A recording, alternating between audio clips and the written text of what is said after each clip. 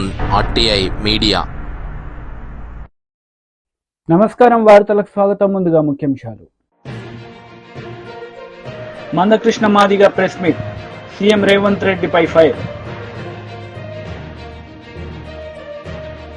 ప్రభుత్వ సలహాదారు Sajjala Ramakrishna Reddy press meet, TDP నేతలపై ఫైర్. ఏపీ ప్రభుత్వ సలహాదారు సజ్జల రామకృష్ణారెడ్డి మీడియా సమావేశం నిర్వహించారు. ఈ సందర్భంగా ఆయన మాట్లాడారు. పోలింగ్ కు ముందు డెసిషన్ తీసుకుని కంట్రీ అంతా ఇంప్లిమెంట్ చేస్తే అది న్యాయమైంది, నిష్పక్షపాతంగా ఉన్నది. పోలింగ్ అయిపోయింది, కౌంటింగ్ దగ్గరికి వచ్చాక అది ఒక స్టేట్లో ఇక్కడ మాత్రమే ఇలాంటి ఎగ్జామ్షన్ ఇవ్వడం అనేది విడ్డూరంగా కనపడుతుంది, అనుమానాస్పదంగా కూడా ఉంది. అదే రైట్ చేశాం. But court doesn't want to interfere at this junction. కాలేమని అది court can take that call. అది ఇండిపెండెంట్ వ్యవస్థ, అది ఇండిపెండెంట్ వ్యవస్థ. కానీ మాకున్న హక్కు పొలిటికల్ పార్టీగా ఏదుందో దాన్ని అయితే పూర్తి ఎగ్జాస్టివ్ గా వాడుకున్నాం. ఆ విషయం కౌంటింగ్ ఏజెంట్లకు సంబంధించి రిలేవ్స్ ఈసారి ఉండకూడదని చెప్పి కూడా కొత్తగా ఇంకొక నిర్ణయం తీసుకుంది. ఏది కౌంటింగ్ ఏజెంట్లకు రిలేవర్లు అవసరం లేదు అనేది ఈసీ తీసుకున్న నిర్ణయం సార్.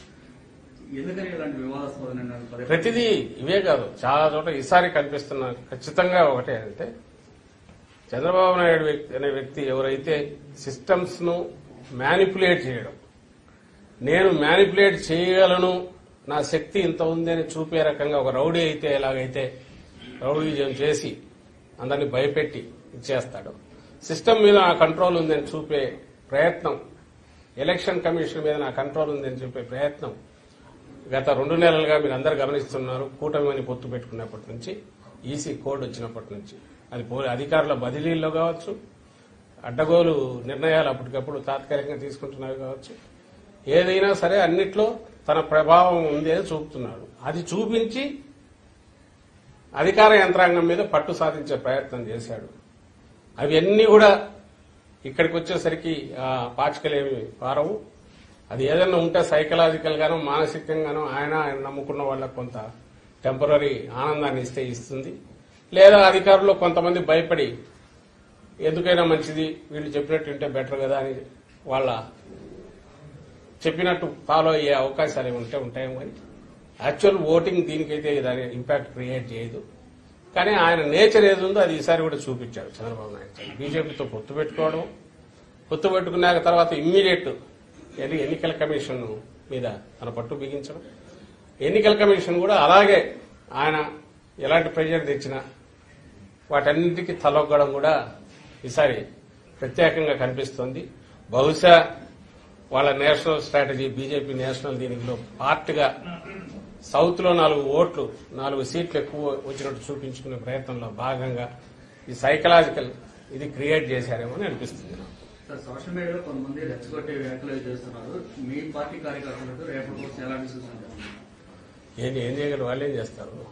ఇంత బలమైన పార్టీ వాళ్ళు ఏదో దాని ఏమంటాం మానసిక ఆనందం కోసము, ఆత్మతృప్తి కోసము సోషల్ మీడియాలో 4 వార్నింగ్లు ఇస్తే ఏదో అంటారు, ఇది ఉడత చప్పుళ్లకు బెదిరేవాళ్ళు ఎవరు ఉంటారు ఇక్కడ, దాని గురించి పెద్ద లెక్కలేకేసుకోవాల్సిన అవసరం లేదు. బట్ ఓవరాల్ నేనైతే వీఆర్ వెరీ కంఫర్టబుల్. మళ్ళీ చెప్తున్నాం, బ్రహ్మాండమైన మెజార్టీతో రేపు మళ్లీ జగన్మోహన్ రెడ్డి గారు రెండోసారి ప్రమాణ స్వీకారం చేయబోతున్నారు అనుకున్నట్టు.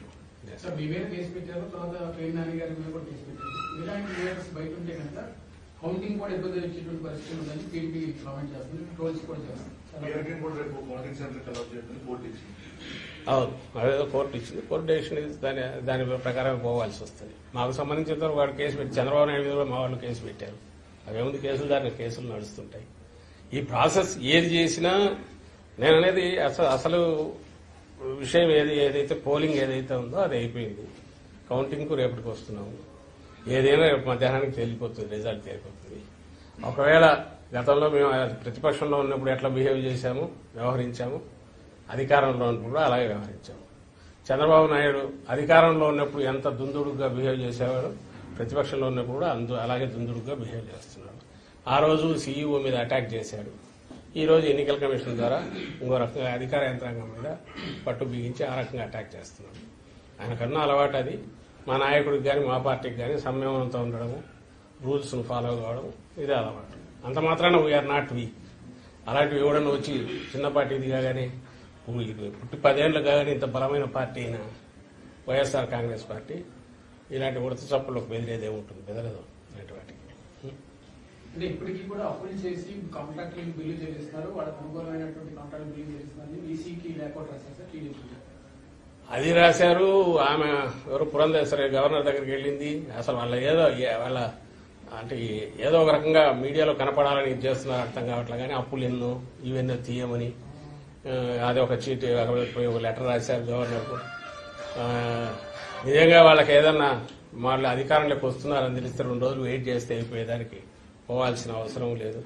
ఏదో ఒక హడావుడి చేయాలి అనేది ఒకటి వాళ్ళకి కనపడుతుంది. ఆ హడావుడి చేయడంలో పోదని ఇలాంటివి రాస్తున్నారు, ఇలాంటివి అలాగే లేఖలు పోయిస్తున్నారు. కానీ చంద్రబాబు నాయుడు మాత్రం సైలెంట్ గా ఉన్నాడు, గమనించండి. ఆయన మాత్రం ఎక్కడ మాట్లాడట్లా, చాలా గుంభనంగా వ్యవహరిస్తున్నాడు. ఎక్కడ కూడా ఇంతవరకు కామెంట్ చేయట్లా. బహుశా తనకు పిక్చర్ తెలుసు కాబట్టి రేపు ఏం జరగబోతుంది అనేది దానికి మెంటల్ గా ప్రిపేర్ అయినట్టున్నాడు ఆయన. ఓకే, ఆయన అసలు ఉన్నట్లేడు, దేశంలో ఉన్నట్లేడు నాకు తెలిసి. మాజీ మంత్రి హరీష్ రావు మీడియా సమావేశం నిర్వహించారు. ఈ సందర్భంగా పలు అంశాలపై ఆయన మాట్లాడారు. టీఎన్జిఓ సంఘానికి అసలు గతంలో ఉన్న టీఎన్జిఓలు జై తెలంగాణ అంటే భయపడ్డారు సందర్భాలు. సమైక్యాంధ్ర పాలకులకు భయపడి టీఎన్జిఓల సంఘం మెత్తబడిపోయిన పరిస్థితులు కనబడ్డాయి. అప్పుడు ప్రధాన కార్యదర్శిగా ఉంటూ స్వామి గౌడ్ అన్న, దేవి ప్రసాద్ అన్న మన ఉమ్మడి మెదక్ జిల్లా టీఎన్జిఓ ప్రెసిడెంట్ గా ఉండి, రాష్ట్ర ప్రధాన కార్యదర్శిగా ఉండి ఈ రాష్ట్రంలోని ఉద్యోగ ఉపాధ్యాయులను ఒక్కతాటి మీదకి తెచ్చి ఉద్యోగులందరూ కూడా తెలంగాణ రాష్ట్రం ఏర్పడాల్సిందే అని నినదించడంలో, సకల జనుల సమ్మెలో మొత్తం పెన్ డౌన్ కు ఆ రోజు రూపకల్పన చేసి ధైర్యంగా ఉద్యోగులను ముందుకు నడిపించి కేసీఆర్ కు బాసటగా నిలబడ్డ దేవి ప్రసాద్ అన్నది కూడా మన సిద్దిపేటే. ఆ అన్నను కూడా ఈరోజు గౌరవించాలి, గుర్తు చేసుకోవాలని చెప్పి అన్నను ఆహ్వానించగానే వచ్చినందుకు దేవి ప్రసాద్ అన్నకు కూడా కృతజ్ఞతలు తెలియజేస్తా ఉన్నాం. ఇక మన సోలిపేట సుజాతక్క, రామ్లింగన్న మన మధ్యలో లేరు. కానీ ఉద్యమంలో ఒక జర్నలిస్ట్ గా, ఒక విలేకరిగా పనిచేస్తూ ఎన్నిసార్లు జైల్లో పడ్డాడో, ఎన్నిసార్లు అరెస్ట్ అయిండో. తెలంగాణ ఉద్యమంలో ఒక కాల్ వచ్చిందంటే ఫస్ట్ రామ్లింగన్న ముందుండేవాడు. అన్న మన మధ్య లేకపోయినా ఆ అన్నకు అండదండలిచ్చి, ధైర్యాన్ని ఇచ్చి, రామ్లింగన్నకు మరి బాసటగా నిలబడ్డటువంటి వారి సతీమణి సోలిపేట సుజాతక్క గారిని కూడా ఈరోజు మనం గౌరవించుకోవాలని చెప్పి మనం నిర్ణయించుకున్నాం. అదేవిధంగా మరొక ముఖ్య నాయకుడు, రాష్ట్ర స్థాయిలో మరి తెలంగాణ వర్కింగ్ జర్నలిస్టులకు అసోసియేషన్ లో ప్రధాన కార్యదర్శిగా, అధ్యక్షుడిగా అపూర్వమైన సేవలు అందించడమే కాదు, యాజమాన్యాలన్నీ ఆంధ్ర యాజమాన్యాలున్న తెలంగాణ జర్నలిస్టులకు ధైర్యం ఇచ్చి జర్నలిస్టులందరినీ జై తెలంగాణ అంటూ ఉద్యమంలో ముందుకు నడపడంలో గాని, రాష్ట్ర స్థాయిలో కూడా మరి అప్పుడు సకల జనుల సమ్మెలోనైనా అనేక ఉద్యమాల్లో తన ప్రత్యేకమైన కీలకమైన పాత్ర పోషిస్తూ జర్నలిస్టులను తెలంగాణ ఉద్యమంలో మలచడంలో గాని, జర్నలిస్టులు తెలంగాణ వ్యాప్తంగా తెలంగాణ ఉద్యమానికి చేయూతనందించడంలో అత్యంత ప్రభావశీలమైనటువంటి పాత్ర పోషించినటువంటి మన గజ్వేల్ ప్రాంత వాస్తవ్యులు, ఈ సిద్దిపేట జిల్లా ముద్దుబిడ్డ అయినటువంటి విరాహత్ అలీ గారిని కూడా ఈరోజు మనం గౌరవించాలని వారిని కూడా ఆహ్వానించుకున్నాం. ఇదేదో రాజకీయంగా కాదు, విరాహత్ అలీ గారికైనా ఇంకొకరైనా ఈ జిల్లా నుంచి ఎవరెవరైతే రాష్ట్ర స్థాయిలో ఉద్యమాల్లో క్రియాశీలకమైన పాత్ర పోషించారో వారిని గుర్తించుకోవడం, వారిని గౌరవించుకోవడం ఈ దశాబ్ది ఉత్సవాల సందర్భంగా ఇది మన కర్తవ్యం. ఎందుకంటే ఇవాళ ఈ తరానికి కొంతమందికి తెలియకపోవచ్చు, ఆ రోజుల్లో అసలు తెలంగాణ ఉద్యమం అంటేనే నవ్వినటువంటి రోజులు మనం చూశాం. కానీ ఆ రోజు ఈ సిద్దిపేట జిల్లాలో మనమందరం కేసీఆర్ ఆమరణ నిరాహార దీక్ష శిబిరానికి రంగదాంపల్లి చౌరస్తా ఒక వేదిక అయినప్పుడు ఎంత అద్భుతంగా మీరు అందరూ పనిచేశారు. ఇదే దేశపతి అన్న వారం రోజుల ఎజెండా ఇస్తే అది రాష్ట్ర ఎజెండా అయింది. ఇంత అద్భుతంగా ఎంతో ప్రభావశీలంగా ఆ రోజు రాష్ట్రం వస్తుందనో, అధికారం వస్తుందనో, ఎవరు అనుకోలే. కానీ ఎలాంటి ఆశలు లేకుండా, ఎలాంటి ఆకాంక్షలు లేకుండా, అంటే పదవి ఆకాంక్షలు లేకుండా, పదవుల కోసం కాదు, ప్రజల కోసం, తెలంగాణ ఆత్మ గౌరవం కోసం, దశాబ్దాల కలను నిజం చేయడం కోసం, విద్యార్థులు వాళ్ళ కలలు, వాళ్ళ ఆకాంక్షలు, విద్య ఉద్యోగాల్లో ఈ రాష్ట్ర ప్రజలకు మేలు జరగడం కోసం, అన్ని సబ్బండ వర్ణాల కోసం ఆ రోజు ఎలాంటి ఆశలు లేకుండా చేసిన ఉద్యమంలో నిస్వార్థంగా పనిచేసినటువంటి మరి వాళ్ళను మనం గుర్తుంచుకోవడమే ఈ దశాబ్ది ఉత్సవాల్లో నిజమైనటువంటి పండగ. మన సిద్దిపేట జేఏసీ మిత్రులను కూడా పిలుచుకున్నాం. ఆ రోజు దాదాపు సంవత్సరాల తరబడి రాష్ట్రంలో ఎక్కడ లేని విధంగా పాత బస్టాండ్ దగ్గర జేఏసీ శిబిరాన్ని నడిపినటువంటి మా ఉద్యమకారులు, జేఏసీ మిత్రులందరినీ కూడా ఈరోజు గౌరవించాలని చెప్పి మనం ఇక్కడికి పిలుచుకున్నాం. ఎంతో మంది జైళ్లలో పడ్డారు. సమైక్యవాదులు ఆ రోజు పర్యటనకు వస్తే ఆయనను అడ్డుకునేటువంటి ప్రయత్నంలో కూడా లాఠీ దెబ్బలు తిన్నారు, కాళ్ళు చేతులు ఇరిగినాయి, జైళ్లలో పడ్డా కూడా జై తెలంగాణ అంటూ ధైర్యంగా ముందుకు నడిచినటువంటి వాళ్ళను కూడా ఇవాళ మనం గుర్తు చేసుకోవాలనుకున్నాం. సో ఇలాంటి ఈ కార్యక్రమం మన కొత్త ప్రభాకర్ రెడ్డి అన్న జిల్లా అధ్యక్షులుగా, అన్న మనం రొటీన్ గా కాదు, అన్ని జిల్లాల కంటే భిన్నంగా చేద్దాం, ఈ జిల్లా నుంచి రాష్ట్ర స్థాయిలో సేవలు అందించిన వారిని ఆహ్వానించుకుందామని ఒక మంచి ఆలోచనతో మన జిల్లా పార్టీ అధ్యక్షులు కొత్త ప్రభాకర్ రెడ్డి గారు ఇంత గొప్పగా ఈ కార్యక్రమాన్ని నిర్వహించడం నిజంగా నాకు చాలా సంతోషంగా ఉంది. ఎందుకంటే ఏ ఉద్యమకారుడైనా, ఏ పోరాటంలో పాల్గొన్న వాళ్ళైనా ప్రేమను కోరుకుంటారు, గౌరవాన్ని కోరుకున్నారు తప్ప ఇంకేం కోరుకోలేదు. ఆ రోజు రాష్ట్రం వస్తుందనో, సీనన్న ఎమ్మెల్సీ అవుతాడనో, నేను ఎమ్మెల్యే అవుతానో. కాంగ్రెస్ నేతలు మీడియా సమావేశం నిర్వహించారు. ఈ సందర్భంగా పలు అంశాలపై వారు మాట్లాడారు. మీడియా మిత్రులకు నమస్కారం. ఎమ్మెల్సీ ఎన్నికల, మహబూబ్ నగర్ ఎమ్మెల్సీ ఎన్నికల ఫలితం వచ్చింది. మునిగిపోయేటానికి గడ్డిపోచ దొరికినా కూడా ఆనందపడతాడు. సముద్రంలో మునిగిపోయేటానికి గడ్డిపోచ దొరికినా అబ్బా లైఫ్ లైన్ వచ్చిందిరా అని ఆనందపడతాడు. కానీ అది ఎంతసేపు ఉంటుంది, ఆ గడ్డిపోచ ఎంతకాలం కాపాడుతుంది అనే విచక్షణ వాళ్ళకు ఉండదు ఆ సమయంలో. ఇప్పుడు కేటీఆర్ గారిది కూడా గదే పరిస్థితి. మునిగిపోతున్నామని ఆల్రెడీ స్పష్టంగా తెలుస్తూ ఉంది. మెదక్ పార్లమెంటే గెలుస్తారో లేదో అన్న రిపోర్ట్ వారికి వచ్చే ఉంటుంది. మొత్తం తెలంగాణలో ఉన్న 17 అసెంబ్లీ స్థానాల్లో 1, 2 స్థానాల్లో తప్ప మిగతా స్థానాల్లో 3వ స్థానం లేదా డిపాజిట్లు పోవడం ఖాయం అయిపోయింది. రిజల్ట్ 4వ తారీఖు వచ్చే రిజల్ట్ గురించి ఆలోచించకుండా మహబూబ్ నగర్ ఎమ్మెల్సీ ఎన్నికల ఫలితాల గురించి వ్యాఖ్యానం చేస్తూ ఉన్నాడంటే కొద్దిగా కూడా రాజకీయ పరిజ్ఞానం లేదు మా కేటీఆర్ గారికి. స్పష్టంగా మనకు తెలిసిన విషయమేనా, టీఆర్ఎస్ పార్టీ గుర్తుతోటి గెలిచిన ఎంపీటీసీలు, జెడ్పీటీసీలు, కౌన్సిలర్లు పెద్దలు చెప్పినట్టుగా 920 గెలుచుకున్నారు. మాకు 340 మందే గెలిచినాం. దాంట్లో ఎలక్షన్స్ కంటే ముందు చాలా మంది బీఆర్ఎస్లోకే పోయినరు. అంటే ఓన్లీ 200-250 మంది కాంగ్రెస్ బలం.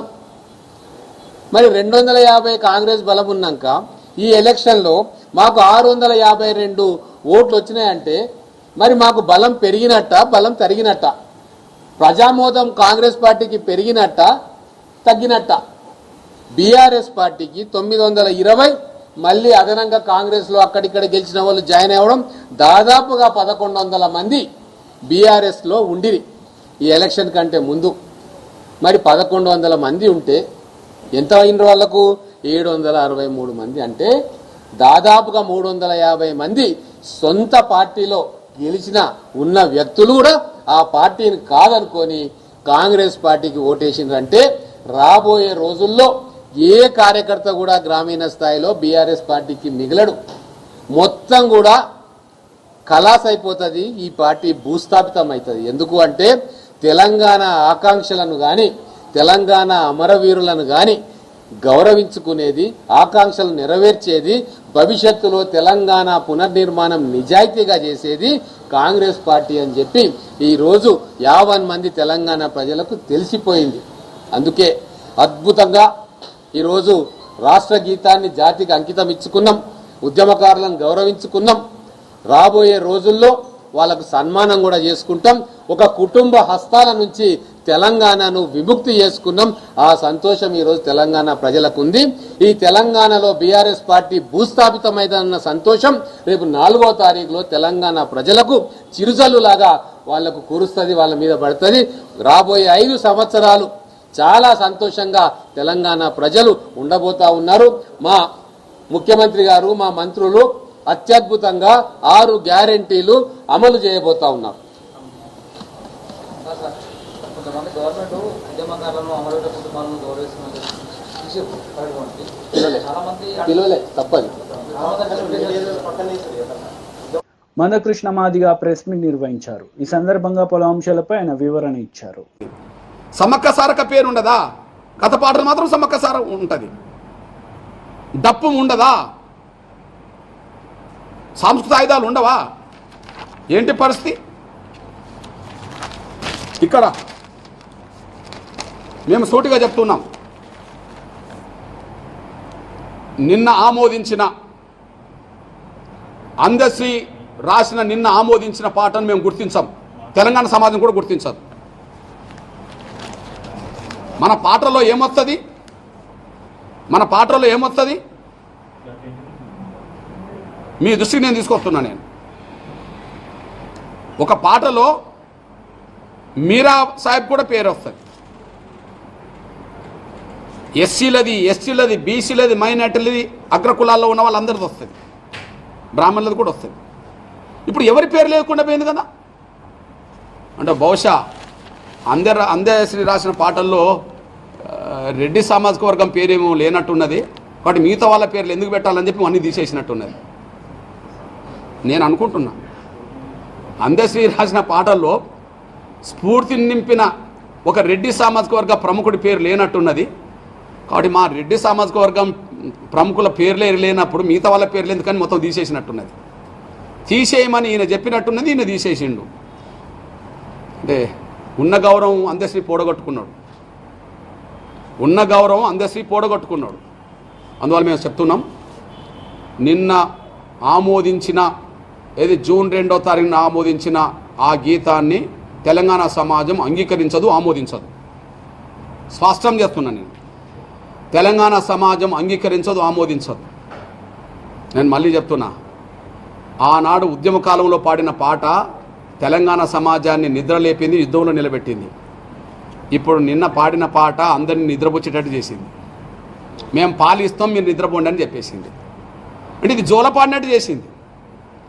ఆ 3 చరణాలే జోలపాడింది, కానీ 12 చరణాలు యుద్ధంలో నిలబెట్టింది.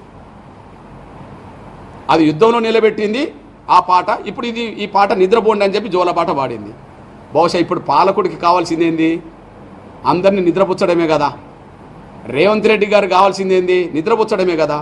కాబట్టి నిద్రపుచ్చే పాటగా దాన్ని తయారు చేసిండా అనే విషయం కూడా మేము స్పష్టం చేస్తున్నాం. అంటే కీరవాణ్ణి పెట్టిండా లేదా ప్రాంతీయ దృక్పథంతో ఇంకో కోణంలో నేను మాట్లాడతలేను. ఆడ ఎవరిని పెట్టిండని నేను మాట్లాడతలేను. కానీ ఆనాడు అందశ్రీ మొత్తం పాట తెలంగాణ 3 కోట్ల మంది పైగా ప్రజల్ని నిద్రలేపింది, యుద్ధంలో నిలబెట్టింది, తెలంగాణ సాధించే భూమిక పోషించింది. అంటే ఆనాటి పాలకుల్ని ప్రశ్నించే స్థాయికి తీసుకొచ్చింది. కానీ ఈ పాట ఈనాటి పాలకులకు ఊడిగం చేసే విధంగా తయారు చేసిండ్రు, దాన్ని నిద్రపుచ్చే ప్రయత్నం చేసిండు అనే విషయం కూడా స్పష్టంగా రుజువుతుంది. కాబట్టి మళ్ళీ చెప్తున్నాం, ఈ పాటను ఆమోదించేది లేదు, అంగీకరించేది లేదు.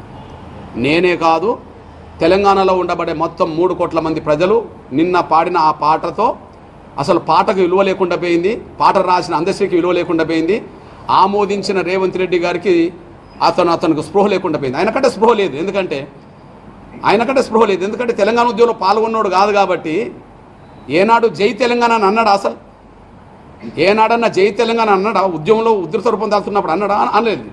కాబట్టి ఆయన నాయకత్వంలో నిన్న జరిగిన ఉత్సవాలు అది కాంగ్రెస్ పార్టీ వాళ్ళు చేసుకున్న ఉత్సవాలు ఉన్నాయి, కానీ తెలంగాణ మొత్తం సమాజం నిర్వహించిన ఉత్సవాలుగా అవి లేవనే విషయం కూడా మేము స్పష్టం చేస్తున్నాం. ఈ విషయంలో ఇంకొకటి గుర్తు చేస్తున్నాను నేను. నంబర్ 1, రేపు ఉద్యమ కాలంలో అందశ్రీ రాసిన ప్రతి పదం ప్రతి అక్షరం ఉండే విధంగా అన్ని పార్టీలు ఒప్పిస్తాం. ఉద్యమ కాలంలో ఏ పార్టీ అయితే ఏ అక్షరాలతో కూడిన పదాలు అయితే ఉన్నాయో ఏ అక్షరాలతో కూడా ఏ పదాలు ఏ చరణాలు అవుతున్నాయో జయ జయ హో తెలంగాణ నుంచి మొదలుకొని చివరి వరకు ఏదైతున్నదో ఆ మొత్తం పాటను ఖచ్చితంగా తెలంగాణ గీతంగా ఆమోదించాల్సిందే అని చెప్పి అన్ని పార్టీలు ఒప్పించే ప్రయత్నం చేస్తాం. ఈ విషయంలో నా సోదరుడు రాష్ట్ర అధ్యక్షుడు బీజేపీ అధ్యక్షుడు కేంద్ర మంత్రివర్యులు ముందు కిషన్ రెడ్డి గారిని కలుస్తాను. ఇది పూర్తి పాట ఉండే విధంగానే దాన్ని మేము ఆమోదిస్తాం తప్ప ఇప్పుడు ఆమోదించి ప్రకటించింది మేము ఆమోదించమని ఆయనతో ప్రకటన చేసే ప్రయత్నం నేను చేస్తాను. సేమ్ టైం కేసీఆర్కు తెలంగాణ ఉద్యమకాలం విమర్శించింది మేమైనా కారణాలు ఏమైనా కేసీఆర్ మమ్మల్ని ఆనాడు స్వాగతించలేకుండా పోయిండు. తర్వాత కనీసం అపాయింట్మెంట్ కూడా ఇవ్వలేకుండా పోయిండు. కొంత నిర్బంధం కూడా పెట్టిండు. ఆ బాధ మాకు ఆవేదన ఉన్నా ఈ గీతం సందేశాన్ని బతికించడానికి ఈ తెలంగాణ గీతం సందేశాన్ని బతికించడానికి అవసరం అనుకుంటే పూర్తి పాఠం మేము అంగీకరిస్తున్నాం. పూర్తి పాటను మేము అంగీకరిస్తున్నాం. గతంలో 10 ఏళ్ళ అధికారం ఉండి దాన్ని ఆమోదించకపోవడం కొంత పొరపాటు జరిగిందని, కానీ ఇక ముందు అందరం కలిసి అదే పాటను ఆమోదిస్తామని చెప్పి ఖచ్చితంగా కేసీఆర్ గారిని కూడా కలిసే ప్రయత్నం చేస్తాం. టీడీపీ పోలిట్ బ్యూరో సభ్యులు వర్ల రామయ్య మీడియా సమావేశం నిర్వహించారు. ఈ సందర్భంగా సీఎం జగన్ రెడ్డిపై మండిపడ్డారు. నేను ఈ రోజున చీఫ్ సెక్రటరీ గారిని అడుగుతున్నా, ఈ రోజున ఫైనాన్స్ సెక్రటరీ సత్యనారాయణ గారిని అడుగుతున్నా, మీరు ఇష్టం వచ్చినట్లుగా దోచిపెట్టింది నిజం కాదా? కమిషన్ల కక్కుర్తిపడి కాదా? రిలీజ్ చేయండి శ్వేతపత్రం. ఏ ఖాతాలో ఎంత రిలీజ్ చేశారు, ఏ కాంట్రాక్టర్కి ఇవ్వాలి, ఏ కాంట్రాక్టర్ క్యూలో ఉన్నారు, ఎవరు ముందు వరుసలో ఉన్నారు, ఎవరు ముందు పనిచేశారు, మీరెవరికి చెల్లించారు? ధైర్యం ఉందా? చెప్పే ధైర్యం ఉందా అని చెప్పి నేను అడుగుతున్నా ఈ రోజున ఈ ప్రభుత్వాన్ని. ముఖ్యంగా సిఎస్ గారిని అడుగుతున్నా. ముఖ్యమంత్రి లేడు, అయిపోయింది, రేపటితో అవుట్. ముఖ్యమంత్రి గారు అవుట్ రేపటి నుంచి. మీరు సిఎస్గా ఉన్నారు కనుక రేపు కూడా సిఎస్గానే ఉంటారు కనుక నేను అడుగుతూ ఉన్నాను, నేను శ్వేతపత్రం రిలీజ్ చేయగలరా మీరు? 21,000 కోట్ల రూపాయలు ఎవరికి ఖర్చు పెట్టారు? ప్రజా సంక్షేమానికి ఎంత పెట్టారు? మీ బినామీ కాంట్రాక్టర్లకు ఎంత ఇచ్చారు? చెప్పే ధైర్యం ఉందా జగన్మోహన్ రెడ్డి గారు, ఆయన సిఎస్ జవహర్ రెడ్డి గారు అని చెప్పి నేను అడుగుతూ ఉన్నాను. నేను ఒక నిబంధన ఉన్నది, ఆ నిబంధన ఎందుకు తులసిరాజు ముందుకెళ్లారని చెప్పి కూడా నేను అడుగుతున్నా. ఒక విచిత్రం ఉంది పాత్రికేయ సోదరులారా, 66 సంవత్సరాల్లో 18 మంది సీఎంలు కలిసి ఈ రాష్ట్రంలో 3,62,375 కోట్ల రూపాయలు మాత్రమే వాళ్ళు అప్పుగా తీసుకొచ్చారు. ఐ రిపీట్, 3,62,375 కోట్లు అప్పు చేస్తే ఈ జగన్మోహన్ రెడ్డి గారు ఒక్కరే ఈ 5 ఏళ్ల కాలంలో 8 లక్షల కోట్ల అప్పులు తీసుకొచ్చాడు. ఎందుకోసం తీసుకొచ్చాడు? ప్రజా సంక్షేమానికి తీసుకొచ్చారా? ఏమైనా ప్రాజెక్టులు కట్టడానికి తీసుకొచ్చారా? ఏమైనా రాష్ట్రంలో రోడ్లు వేయడానికి తీసుకొచ్చారా? లేకుంటే బిడ్డలకు ఉద్యోగాలు కల్పించడానికి తీసుకొచ్చారా? లేదే. కమిషన్లకు కక్కుర్తుపడి అస్మదీయులైన తన కాంట్రాక్టర్లకు చెల్లింపుల కోసం అప్పులు చేసిన ఘనత ఈ జగన్మోహన్ రెడ్డి గారికి దక్కుతుందని చెప్పుకొని నేను తెలియజేస్తున్నా. అందుకే సిఎస్ గారు జవహర్ రెడ్డి గారు రేపు 4,000 కోట్లు రాబోతున్న ఆర్బీఐ నోటిఫికేషన్ ప్రకారం బాండ్స్ వేలం వేస్తే 4,000 కోట్ల రూపాయలు మీకు శాంక్షన్ అవుతూ ఉంది. 4,000 కోట్ల రూపాయలు రేపు 10 గంటలకి తెలిసిపోతుంది ఏ ప్రభుత్వం అధికారంలోకి రాబోతుందో. రేపు మీరు ఆఫీసులో వచ్చి కూర్చునే సమయానికి మీరు 10:30కి వస్తారు, 10:30కి తెలిసిపోతుంది. మీరు ఈ 4,000 కోట్లు ముట్టుకోవటానికి లేదు, స్టేటస్ కోలో పెట్టండి, వచ్చే ప్రభుత్వం చూసుకుంటుంది. లేదు ఈ 4,000 కోట్లు కూడా ఇచ్చేస్తానంటే మిమ్మల్ని అనుమానించాల్సి వస్తుంది, మీ వర్కింగ్ సిస్టమ్ని అనుమానించాల్సి వస్తుంది. ఇప్పటికే జవహర్ రెడ్డి గారు మీ మీద ఇన్ని ఆరోపణలు ఉన్నాయి, ఇప్పటికే మీరు భూదందాలు ఇరుక్కున్నారన్న ఆరోపణలు ఉన్నాయి, ఇప్పటికే పెద్ద కుట్ర జరుగుతున్నది అక్కడ భూములు కొట్టేయటానికి విశాఖపట్నం విజయనగరం జిల్లాలో, అందులో మీ పేరు ప్రముఖంగా వినపడుతుంది. మీ మీద మేము అధికారంలోకి వచ్చిన తర్వాత మిమ్మల్ని ఏం సామాన్యంగా వదిలేది లేదు. తప్పకుండా విచారణ జరిపిస్తాం, బాధ్యులైన వాళ్ళని కఠినంగా శిక్షిస్తాం, వదిలేది లేదు. అందుకే నేను మీకు తెలియజేస్తున్నా, నేను మేము కోరుతూ ఉన్నా, 4,000 కోట్ల రూపాయలు మీరు చెల్లింపులు చేయటానికి లేదు, మీరు కాంట్రాక్టర్లకు ఇవ్వడానికి లేదు. అట్లా ఉంచండి, వచ్చే ప్రభుత్వం చూసుకుంటుంది. ప్రయారిటీ చూసుకుంటే వచ్చే ప్రభుత్వం ఎవరికి ఇవ్వాలి, ఎలా ఇవ్వాలి, ప్రజా సంక్షేమాన్ని దృష్టిలో పెట్టుకొని వచ్చే ప్రభుత్వం చూస్తుంది. అంతే తప్ప ఈ అస్మదీయులకు ఇవ్వటానికి 4,000 కోట్ల రూపాయల్లో ₹1 కూడా ఖర్చు పెట్టడానికి వీల్లేదని చెప్పి కూడా నేను గౌరవ సిఎస్ గారిని కోరుతున్నా. ఒకవేళ మీరు రేపు తగుదునమ్మా అని సిఎస్గా ఉన్నాను కదా అని అసలు నన్ను అడిగితే రేపు 10 గంటలకి సిఎస్గా మీరు తొలగిపోవాలా? రేపు 10 గంటలకు అర్థమైపోతుంది ఏ ప్రభుత్వం అధికారంలోకి వస్తుందో. అది మీరు ఆశించిన ప్రభుత్వం రాదు. ఏ ప్రభుత్వం అధికారంలోకి వస్తుందో మీరు ఆశించిన ప్రభుత్వం రాదు. అప్పుడు మీరు సిఎస్గా కొనసాగటంలో ఔచిత్యం ఉందా? మీకేమైనా నైతిక విలువలు ఉంటే రేపు 10:30 AM ఎప్పుడైతే విండు తెలిసిపోతుంది, రేపు 10:30కి తెలిసిపోతుంది ఎవరు అధికారంలోకి రాబోతున్నారో. రేపు 10:30కి మీకు అర్థమైపోతుంది ఎవరు అధికారంలోకి రాబోతున్నారో. వెంటనే మీరు మీ పదవి నుంచి తప్పుకోవాలని చెప్పి కూడా నేను డిమాండ్ చేస్తున్నా. మీకు కొనసాగే నైతిక హక్కు లేదు జవహర్ రెడ్డి గారు. టీడీపీ లీడర్ మీడియా సమావేశం నిర్వహించారు. ఈ సందర్భంగా పలు అంశాలపై ఆయన మాట్లాడారు. ఫలితాలతో ఈ రాష్ట్రానికి మోక్షం లభిస్తూ ఉంది. అంతేకాదు జగన్ పరిపాలనలో ఎమ్మెల్యేల దోపిడీ, మంత్రుల దోపిడీ, నాయకుల దోపిడీ, ముఖ్యమంత్రి దోపిడీ, సలహాదారుల దోపిడీ, ఎక్కడైనా అంతు లేకుండా రాష్ట్రం నలుమూలలా దోచుకున్నటువంటి చరిత్ర జగన్మోహన్ రెడ్డిది. ఈరోజు సజ్జలు మాట్లాడుతూ ఉన్నాడు. ఓటమి తెలుసుకున్నటువంటి వైసీపీ తాడేపల్లి కార్యకర్తలను రెచ్చగొడతా ఉన్నాడు. మీరు వెళ్ళి తిరగబడండి, కౌంటింగ్ సెంటర్లో గొడవలు చేయండి, ఏమన్నా చేయండి. ఎందుకంటే వీళ్ళు ఎమ్మెల్యేకి అలాగే చెప్పారు మాచర్ల పిన్నెల్లి రామకృష్ణారెడ్డి, అందుకనే ఈవీఎంలు బాల్గొట్టాడు. ఇవాళ కార్యకర్తల్ని నాయకులను రెచ్చగొడతా ఉన్నారు. ఓటమి భయంతోనే సజ్జల రామకృష్ణారెడ్డి కార్యకర్తలను రెచ్చగొడుతున్నాడు. రెచ్చిపోతే జైలుకి వెళ్తారు వైసీపీ నాయకులారా. మీ జీవితాలతో ఇన్నాళ్ళు ఆడుకున్నాడు. సజ్జల లాంటి సలహాదారులు కానీ, వైసీపీ మంత్రులు కానీ, దాడేపల్లి కానీ వాళ్ళు కుబేర్లు అయిపోయారు. ఇంకా మీతో ఆడుకోవడం కోసం మిమ్మల్ని రెచ్చగొడతా ఉన్నారు. రేపు ప్రశాంతమైన వాతావరణంలో ఎన్నికల కౌంటింగ్ జరిగే పరిస్థితిని డిస్టర్బ్ చేయాలని సజ్జల రామకృష్ణారెడ్డి వైసీపీ కుట్ర పన్నుతోంది.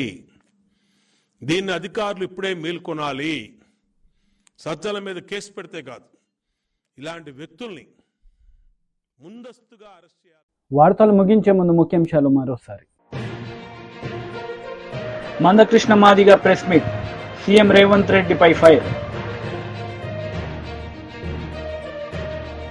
ప్రభుత్వ సలహాదారు Sajjala Ramakrishna Reddy press meet, TDP నేతలపై ఫైర్.